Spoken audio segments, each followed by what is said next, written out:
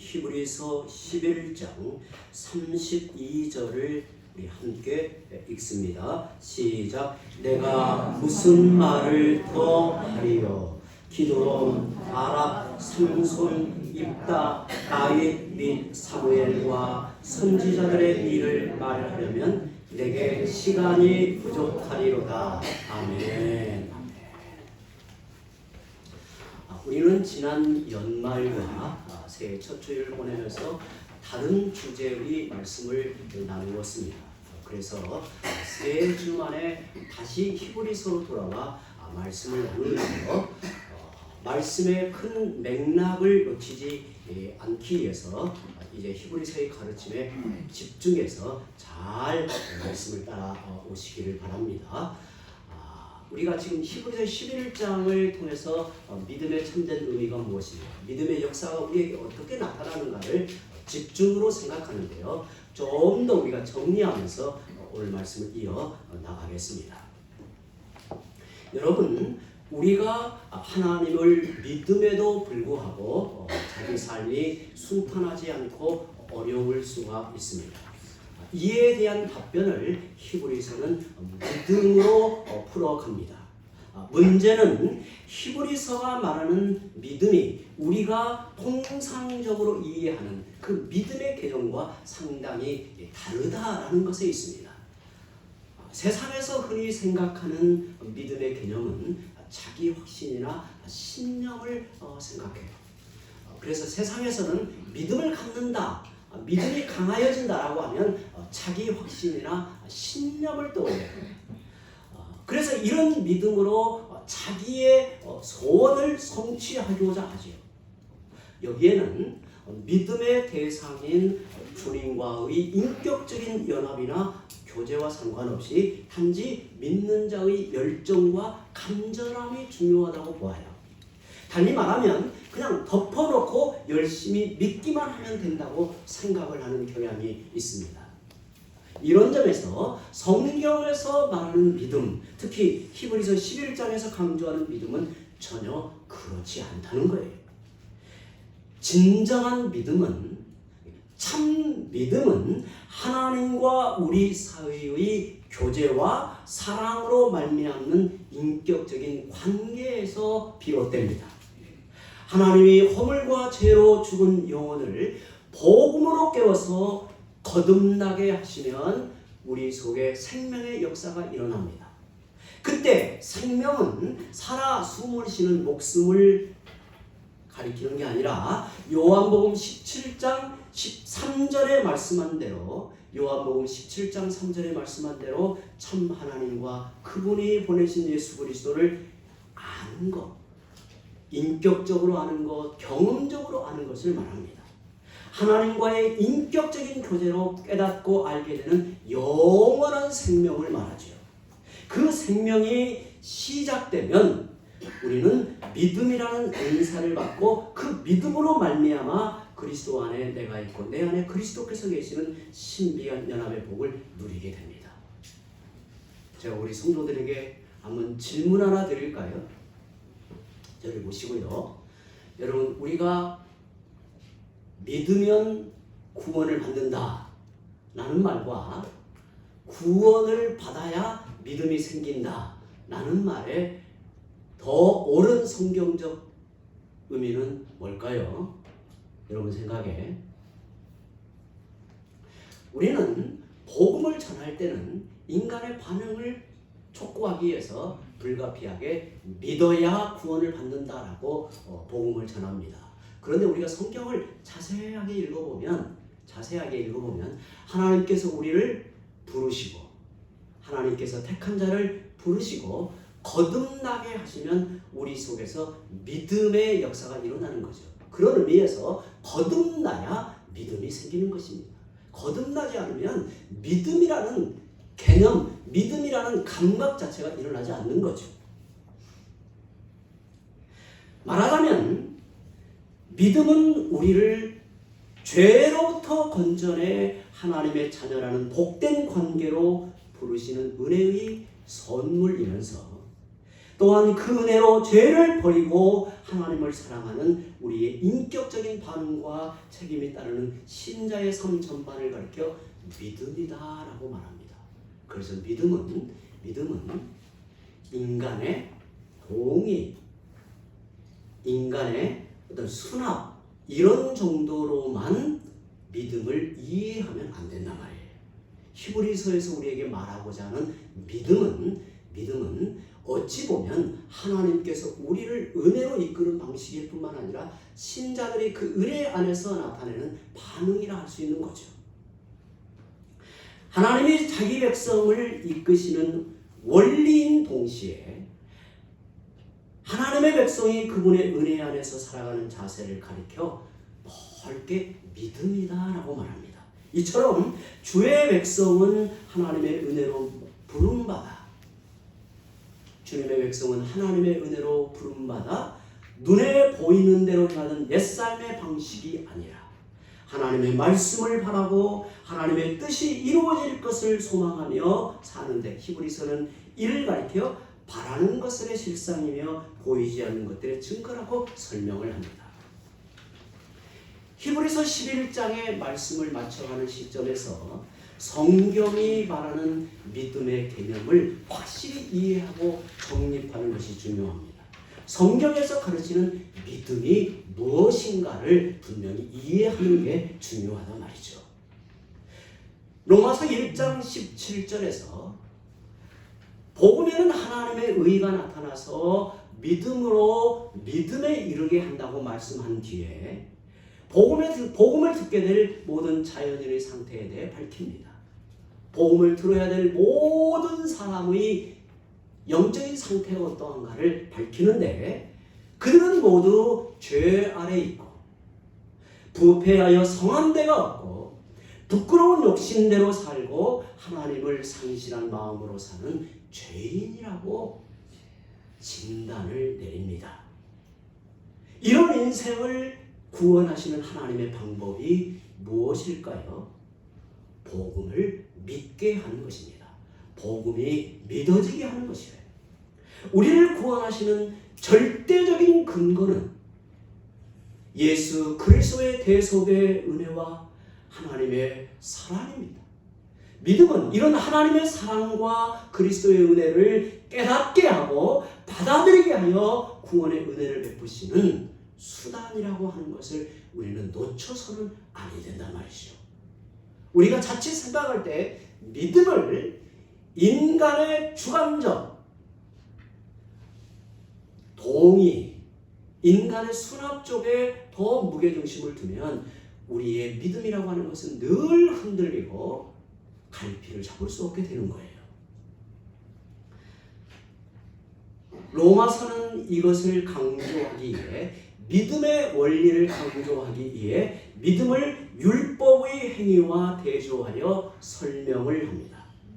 율법의 행위는 이제 로마서에 보면 율법의 행위는 단순한 행동을 말하는 게 아니라 단순한 행동을 요구하는 게 아니라 지키면 살고 어기면 죽는 하나님의 공의로운 원칙을 율법의 행위다 이렇게 말해요.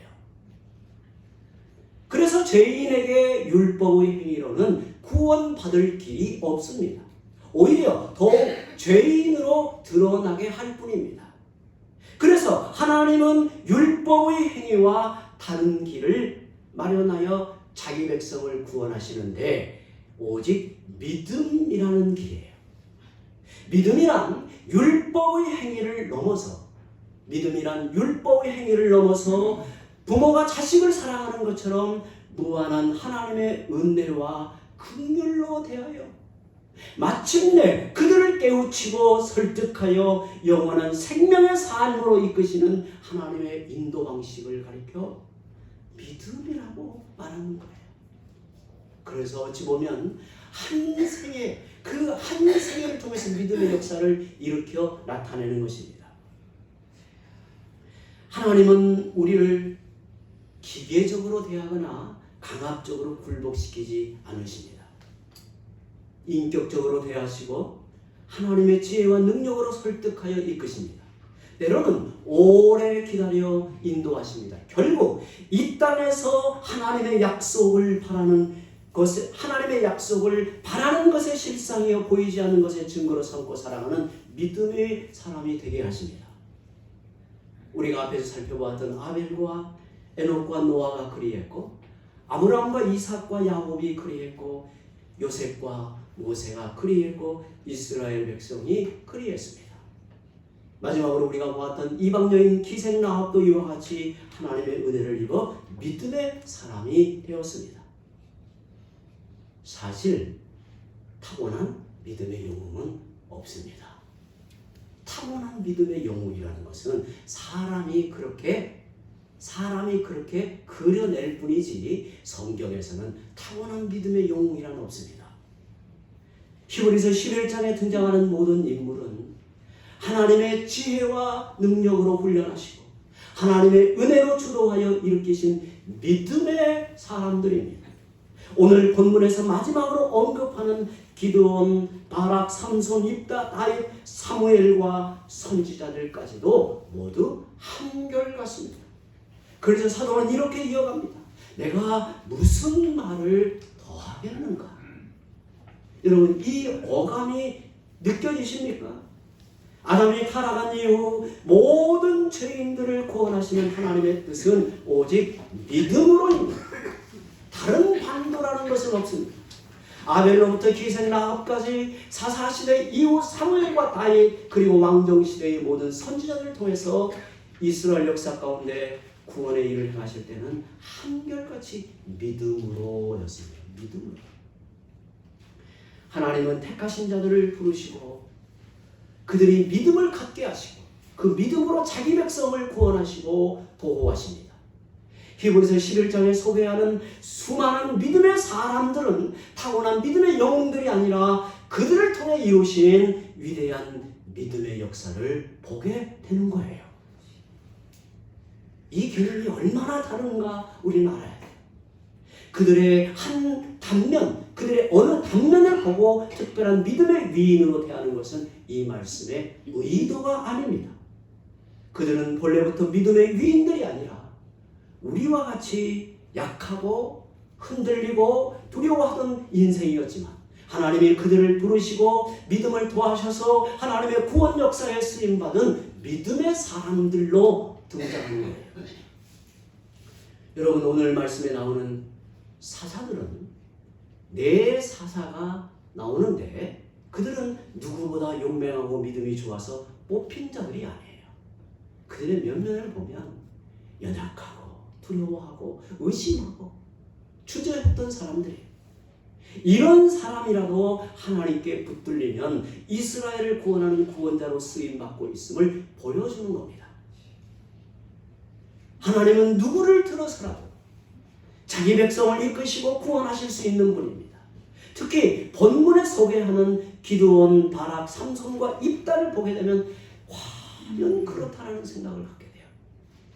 그들은 본래 뛰어난 믿음의 위인들이 아니라 하나님의 시대적 부르심을 따라 쓰임받은 믿음의 종들이었습니다. 그래서 그들의 믿음에는 특징이 있는데 하나님의 임하심, 그들에게 나타내신 큰 능력과 위력이 따릅니다. 그들의 사역을 보자면 그들의 대단함이 아니라 그들을 믿음 안에 부르셔서 자기 백성을 곤경에서 구원하시는 하나님의 위대한 사랑이 돋보입니다.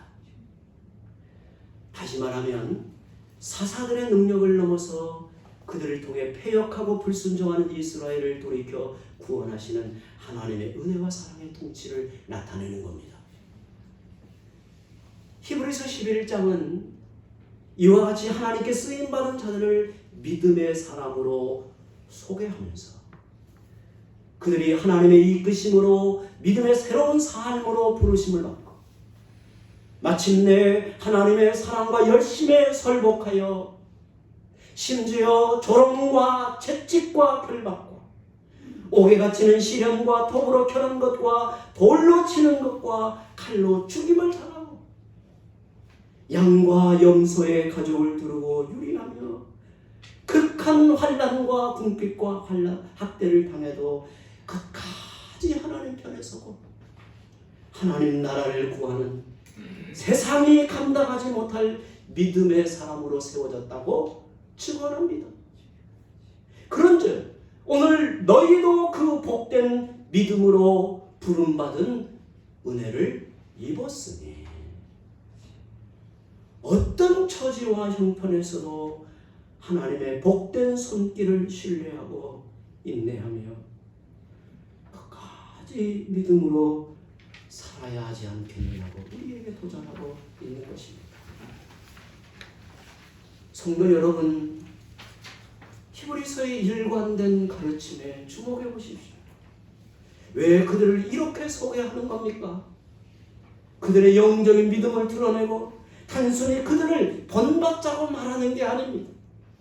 이와 같이 믿음 안에 그들을 부르시고 믿음의 사람으로 가르치고 훈련하여 이끌어가시는 하나님의 은혜와 능력을 전하면서 우리도 지금 그 은혜와 능력 안에 살아가고 있다는 사실을 잊지 말라고 이렇게 증언하는 것입니다.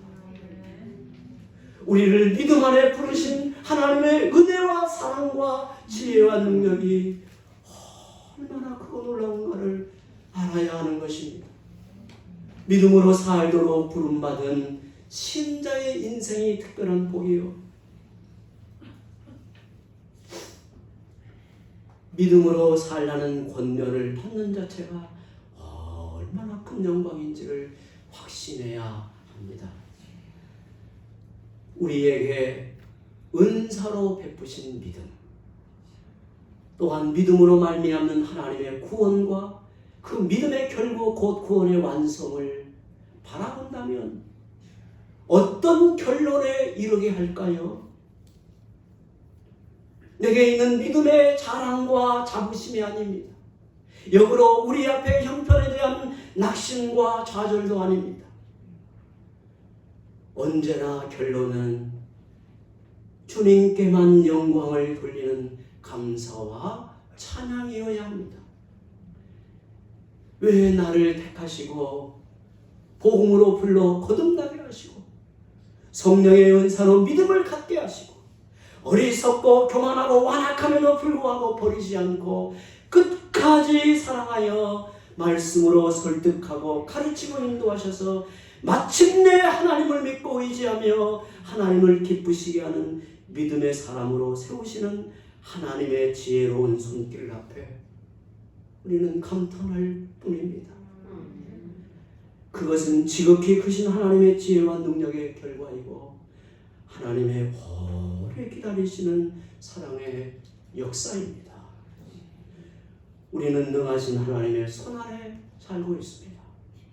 그러므로 참 성도는, 의인은 다른 것으로 사는 게 아닙니다. 오직 믿음으로 살아갈 뿐입니다.